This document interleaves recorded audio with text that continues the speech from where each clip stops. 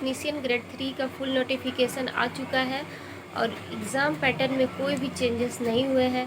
जैसे पिछली बार हुए थे वैसे ही सेम है।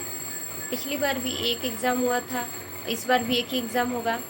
पिछली बार भी साइंस 40 मार्क्स के थे और इस बार भी 40 मार्क्स के ही साइंस होंगे। और मैथ्स की बात करें तो 25 मार्क्स की और रीजनिंग 25 मार्क्स के और 10 क्वेश्चन जो ऐसे जनरल अवेयरनेस के होंगे की। तो आज से ही फॉर्म फिलिंग स्टार्ट हो रहा है, जो कि 1 महीने का तक का फॉर्म फिलिंग का समय दिया गया है।